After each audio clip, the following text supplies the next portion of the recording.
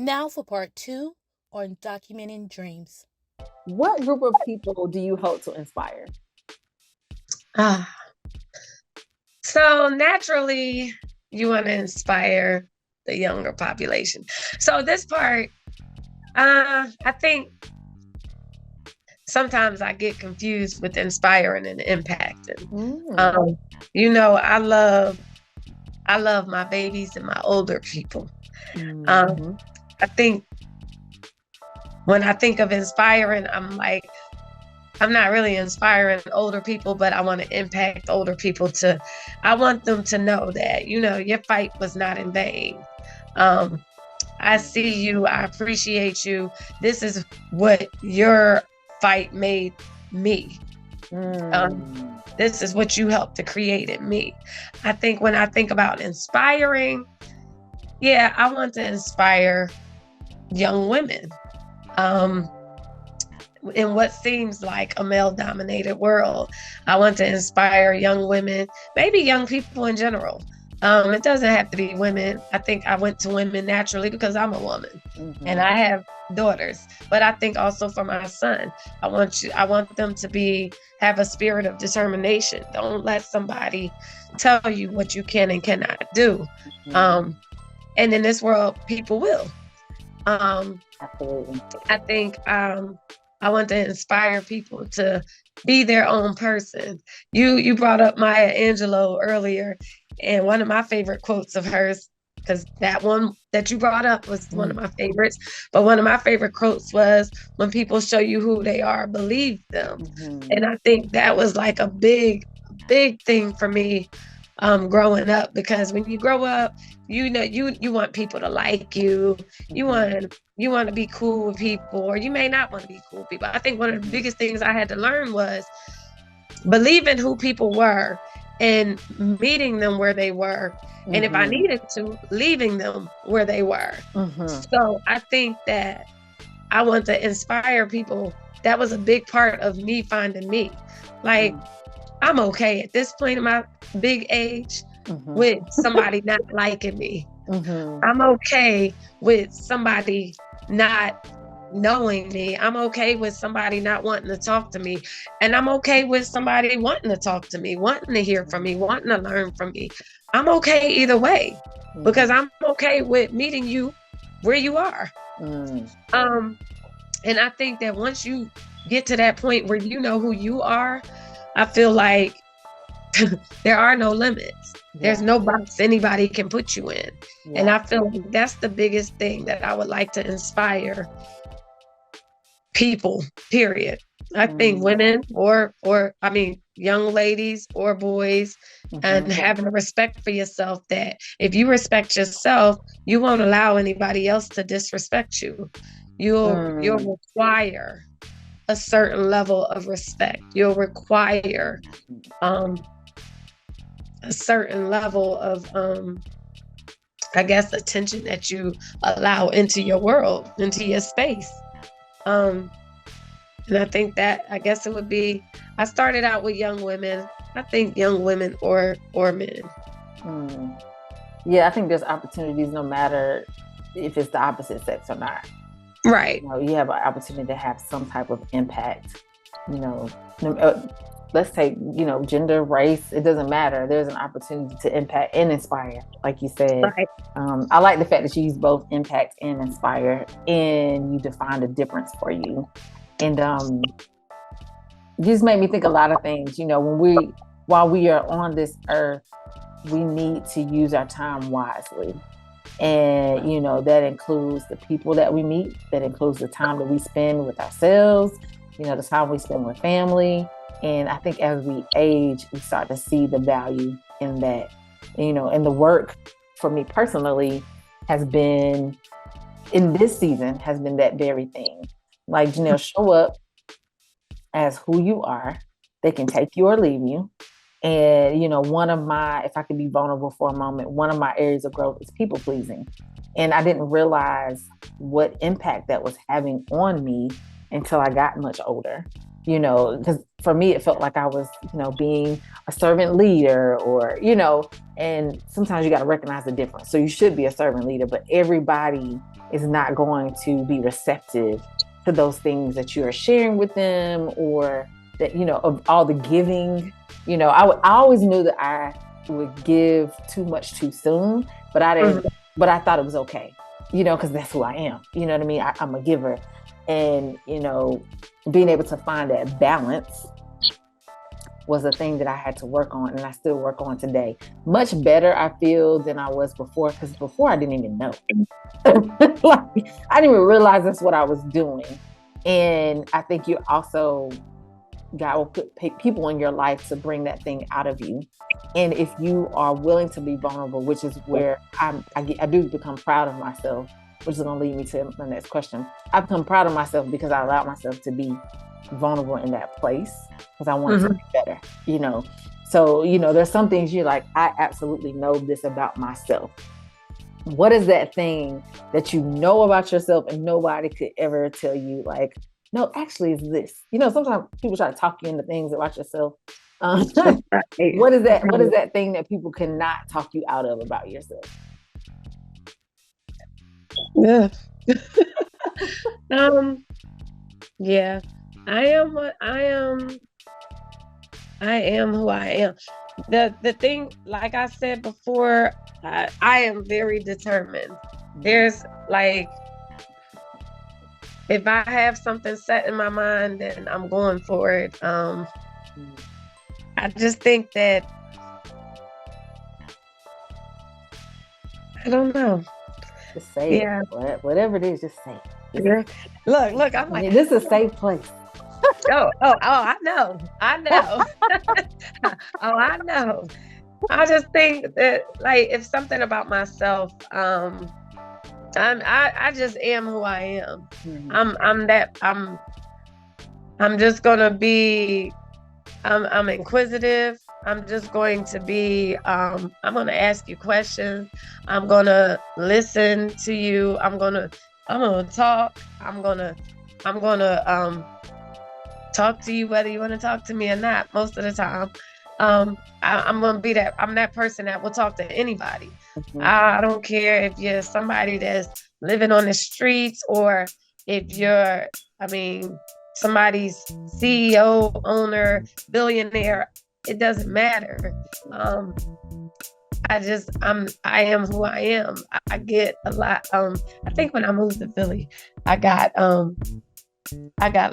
talked about a lot. Like you said, they always pick with you about being sensitive.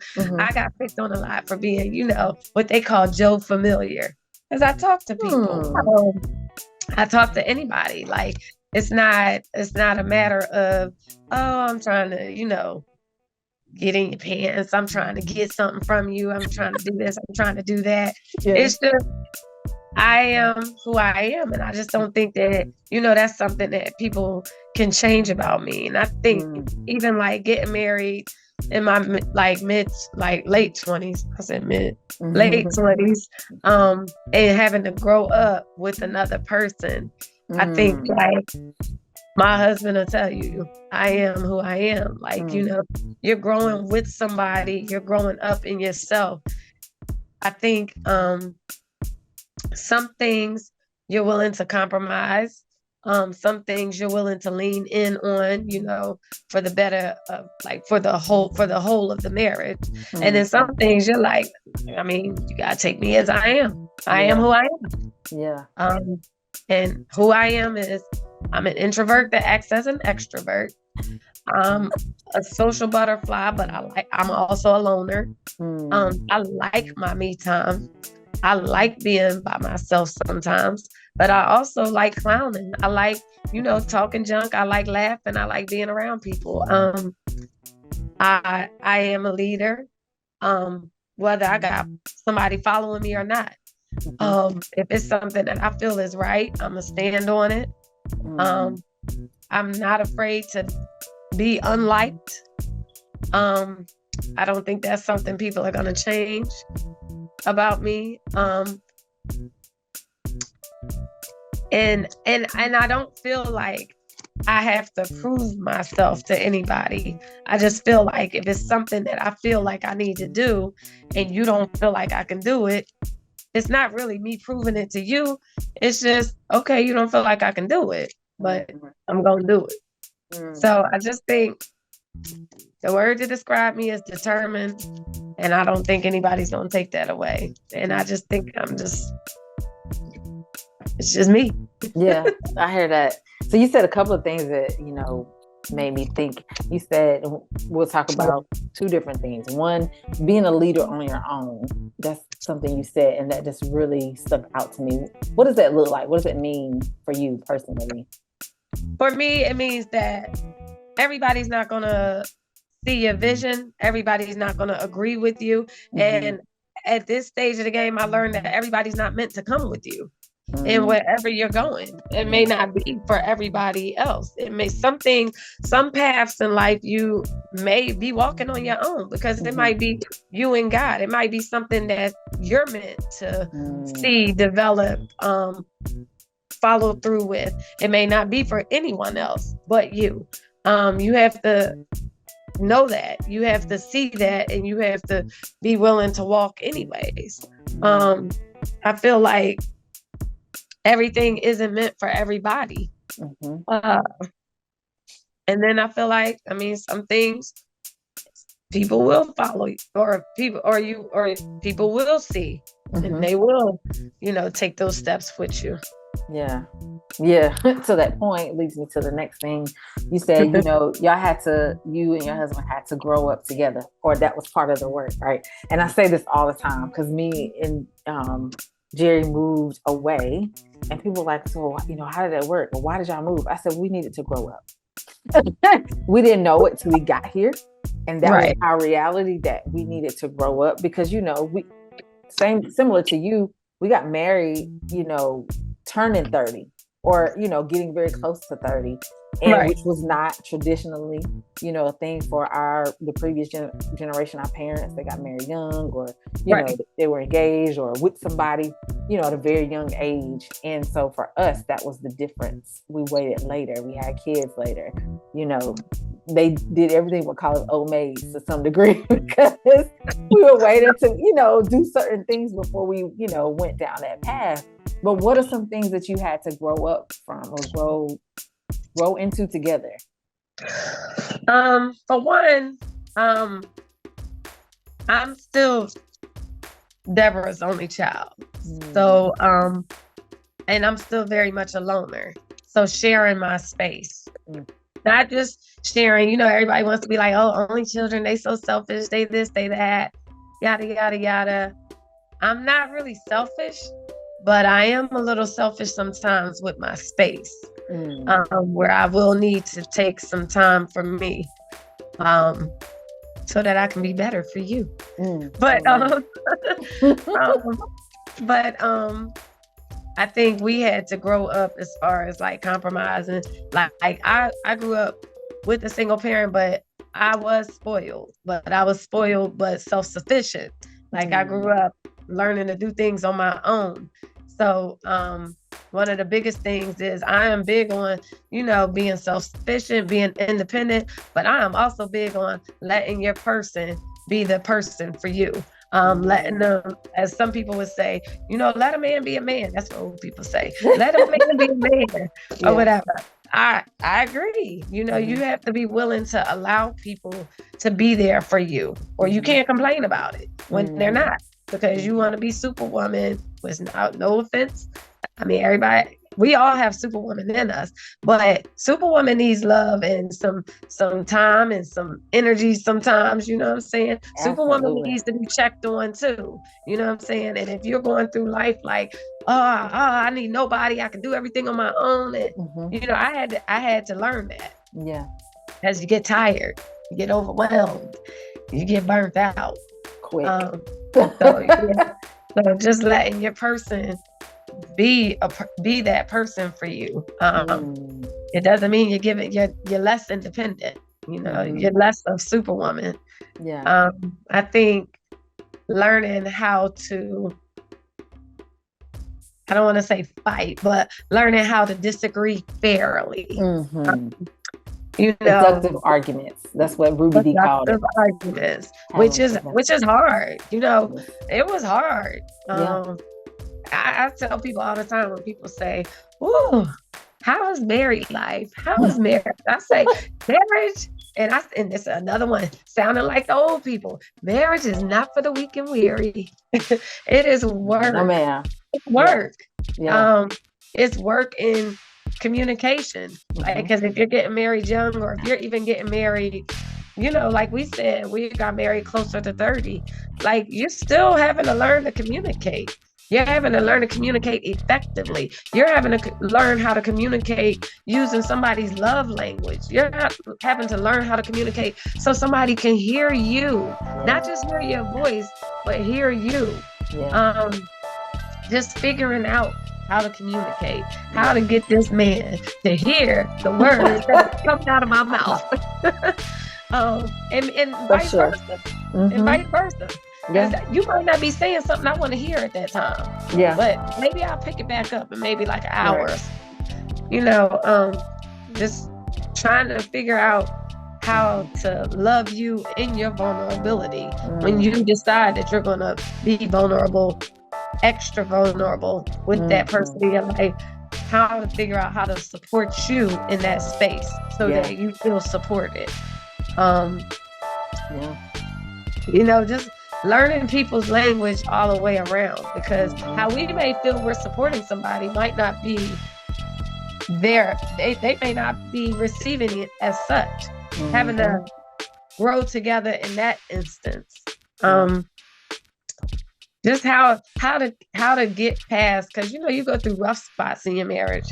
I mean, at least I did. I don't know about most people, but most people you go through rough spots in your marriage. So learning how to get back to liking that person, learning how to like the person that they've grown to be. Like you going through phases of you're growing up. Shoot, you might be different from when I first met you, and when we first got married, I might not like the person you growing up to be. Learning how to receive that person and be married to that person. Because who you marrying is not who you're going to be married to 16, 20, 50 years down the line. Or they steal the person. That's that part. Or they steal the person. and you're not. That part. You're like, So why does this growth scale seem imbalanced? Because it is. It's rarely ever look at me. Oh, it sounded like our parents. It's rarely ever, I feel like it's rarely ever like a 50-50. Because, I mean, shoot, sometimes it's 100 and 0. Sometimes it's 70 and 30. Sometimes it's 60 and 40. And when I say 100 and 0, and I do mean 0, because like we just said, as women, how are we giving when we have nothing left else to give? That's when you got to lean into somebody else. Like, I don't have it. I don't have it. For sure. Yeah. So that village is so important. I know I think about, when we're experiencing rough patches, and the people, if we go back to that lineup, the people that we chose to stand beside us when we, gave our vows were so important to us. And they were so important because those are the people that are supposed to hold you accountable in your marriage. You choose those people very carefully. And, when people look at who's standing beside you, or they ask, or they're wondering, I take it very seriously when I see people getting married. I see who is standing beside them. And sometimes I'm wondering, like, I hope they chose wisely, because those are the people that they're going to need to lean on when it gets thick. There'll be others, right? But this person has agreed to and been appointed in some ways, to not tell you to jump off that cliff, to say stick in there and do the work. And what I've learned is that those individuals are doing their own work, which makes me feel good about the work we're doing. The more and more we talk, to the, my matron of honor, which was my best friend, my maid of honor was my sister, my other best friend, and Jerry's best men, those were genuinely people who we knew, and even the other individuals in the lineup, if you will. But those people specifically agreed to take on a major task, and they were not chosen lightly. And so, kind of lost my point for saying that, but essentially, when you're growing in this process, you gotta have some people that's gonna grow with you. And you being so far away, very similar. Our stories align in very similar ways. Are there people that are doing that? Did you find those people easily? Being away, and then how did you manage when, let's say, you couldn't reach them? Because sometimes those people are unreachable too. Yeah. So people were all over the place. Absolutely. And just because my family is all over the place. So yes, my I believe, I think she had maid of honor at the time, or maybe she was not matron, but I can't remember. Her husband passed young, so this matron or maid. But yes, she is definitely reachable. She is somebody I talk to. I think that I agree with you about the people that are standing beside you as far as marriage. I do think that a lot of times people don't hold the same level of accountability when they're choosing that or when they're agreeing to do so. I will say that I have been blessed. We have been blessed along the way to meet people, and they were probably older people too. Older people who were able to, we were able to communicate with. They were able to, love on us, hold us accountable, give us some wisdom along the way, which isn't easy because, this world we live in, sometimes men, especially our Black men, aren't really readily wanting to open up and talk to anybody, especially people that they don't know. I think there were quite a few people in our marriage that, in our wedding, who we would lean into, or we can lean into, or we have leaned into. And then there was others that I think growing up in the marriage, we was like, we ain't trying to tell our business to them. We go through that, right? We ain't there. Yeah, you know what I'm saying? We're not there. But I think along the way, we have a couple of people that were in our wedding that we can talk to about our issues and that can hold us accountable. And then I think we were blessed to meet some people along the way that could speak into us and that could give us some insight and different perspectives. And there were people that weren't in our wedding. You and my brother were not in my wedding, but I very much lean into y'all. You know what I'm saying? So people that were surrounding or in attendance and celebrating with us that, were not in our wedding that we lean into. I think we have been very selective in who we lean into as far as our wedding, as far as our marriage, as far as who we are growing individually. And we also have been to therapy, which is something else that I don't think that a lot of people, are especially our Black men and sometimes our Black women, we're not readily open to going to therapy. And I will say that we have used therapists in our marriage as well. So it's a beautiful thing. It is. It's somebody. Listen, several people compared it to an oil change, and I fully agree.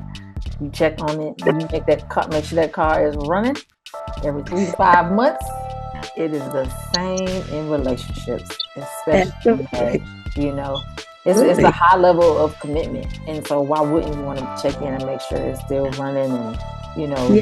the wheels are oiled, and you know what I mean. People are feeling like they can still push forward Yeah. and grow, and are willing to do the work. Because I think that, and you and I have had this discussion before about it's the willingness to do the work, because it's not easy. And I think that as we inspire and impact generations, because that's part of the reason for this podcast, is finding those unique stories to tell, or stories to tell in general, where somebody can pull out something that, as Oprah says, lifts from the page, or they say, oh, I needed to hear that, which this time is awesome. And I would love to keep talking, because we can talk about all the things and find all the ways to inspire and impact on a number of topics, but we do have to close. Got you. We got other lives and things to do. But we're going to close out with this portion of the show. And this portion of the show is called Finish This Statement. So I'm going to start the statement and you fill in the blank. All right. And you kind of already touched on this, but you can add something to it if you like. The first sentence is, I am Paya. 100%. Yes. My favorite song is Ribbon in the Sky, Stevie Wonder. Love it. My why is, why not? Okay. People think I am, but I am really. People think I'm an introvert, but people think I'm an extrovert, but I'm really an introvert. One day I'm going to interview somebody who's going to give me a different insertion. I'm cracking up. Everybody says it, except for maybe one person. Maybe one person said something different. I get really nervous. Something different? No. This is supposed to be exactly who you fill it in as soon as it comes to your mind. Okay. I get really nervous when?